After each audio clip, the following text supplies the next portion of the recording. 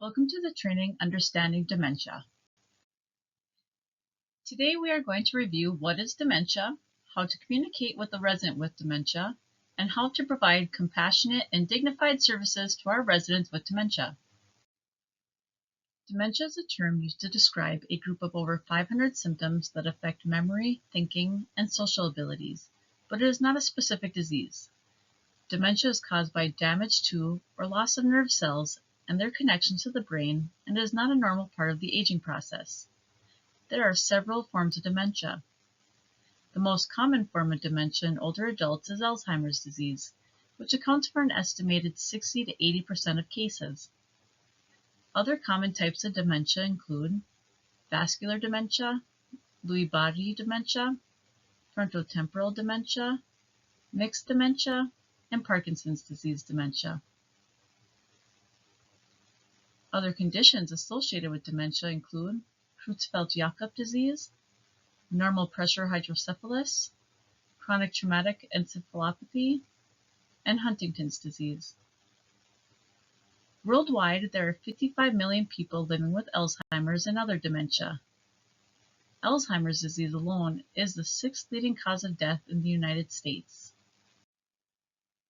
Residents who have dementia experience symptoms that interfere with their daily lives. These symptoms will vary from resident to resident and will depend on the area of the resident's brain that is damaged. Some of these symptoms include short and long-term memory loss, confusion and disorientation to person, place, and time, communication challenges, including difficulty with finding words, poor judgment, asking repetitive questions, changes in their hygiene, poor nutrition or hydration, difficulty with completing tasks, loss of interest in activities and hobbies, social withdrawal or increased sadness, irritability, inability to sleep, excessive movement or restlessness, being suspicious, known as paranoia, and seeing things that are not there, known as hallucinations. The most common form of dementia, Alzheimer's disease, is a degenerative brain disease that progresses through different stages. In the early stage of Alzheimer's, a resident may function independently. Symptoms may not be apparent at this stage. Common challenges the resident may experience are word finding, misplacing items, or increased trouble with planning or organizing. The middle stage of Alzheimer's is typically the longest and can last for many years. Dementia symptoms are more pronounced in this stage. The resident may confuse words, get frustrated or angry, or act in unexpected ways. Other symptoms may include feeling withdrawn, requiring assistance with choosing proper clothing for the season, and demonstrating personality changes, including becoming suspicious, compulsive, or doing repetitive behavior like hand-wringing. In this stage, the resident can still participate in daily activities with assistance, but it's important to find ways to simplify tasks.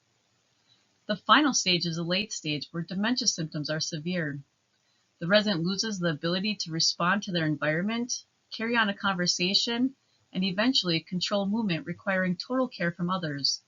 As their memory and cognitive skills continue to worsen, you may see significant personality changes, including paranoia, delusions, hallucinations, and wandering. Ultimately, the late stage will result in death. Most types of dementia cannot be cured, but there are some treatments that can help manage the symptoms. There are medications that have been approved by the Federal Drug Administration to treat dementia symptoms at various stages of Alzheimer's disease. For example, Namenda and Aricept are two common medications that are used to treat moderate to severe dementia related to Alzheimer's disease. There are also non-medication therapies that can help improve dementia symptoms. Reducing clutter and noise can make it easier for someone with dementia to focus and function. Implementing structure, routine, and breaking tasks into easier steps can also reduce confusion for residents. Exercise can improve mood, sleep, and enhance their cognitive function. Engaging in mentally stimulating activities like puzzles or memory games can help maintain their cognitive function. Other therapies include aromatherapy, massage therapy, pet therapy, and music therapy. Remember, each resident is unique, so it is essential to tailor treatments to their specific needs and preferences. Effective communication is key when providing dementia care. Residents may be limited in how they communicate verbally as their disease progresses. We need to give the resident time to communicate and look for other clues they may be utilizing to communicate with us. Sometimes the only way that a resident can communicate with us is non-verbally, as they are unable to communicate verbally. We also want to be aware of the way that we communicate with residents verbally and non-verbally. Examples of effective verbal and nonverbal communication include: avoid complicated wordy sentences, limit choices to two, repeat statements, avoid technical terms, avoid open-ended questions, watch your tone of voice, utilize a calm, non-threatening tone, talk in positive terms, be happy, take your time, use eye contact and get down to their level. Don't stand over them, as this can be intimidating. Approach the resident from the front. Use sense of touch and demonstrate the task for the resident. All of these examples can help improve communication between you and the resident with dementia. Dementia can cause a resident to act in different and unpredictable ways. They may become anxious or aggressive, repeat questions or gestures, or may misinterpret what they hear.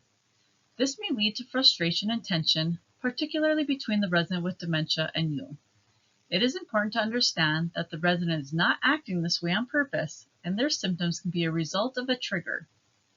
Things to consider when a resident is displaying a symptom of dementia is: what might be the cause, and how can I make a change to improve or prevent the resident from experiencing this symptom again? Was it your approach? Is the resident trying to do a complicated task that might be frustrating them? Look at the environment. Are they in an unfamiliar area? Was there a loud noise that occurred nearby, or are they in a busy environment? What is the temperature of the area? Are they not feeling well? Look for a reason behind the symptom they are exhibiting and explore various solutions. Stop and think before you act. Do not panic, remain calm, and never shy away from asking for help. Don't get upset, and remember to be positive and reassuring to the resident. No two residents experience dementia the same way, and there is not a single approach to providing services to a resident with dementia. You'll want to pay attention to your verbal and nonverbal communication along with the residents. Remember, we are not going to change the person living with dementia, so we can only change ourselves. If a resident does not want to do something, that is their right. Instead, try something different with them. So how can we improve the lives of those we serve? We can be flexible and adapt to the residents' preferences. We can be creative. Be patient, understanding, and sensitive. Keep things simple. Most of all, make the resident feel supported. Thank you for attending.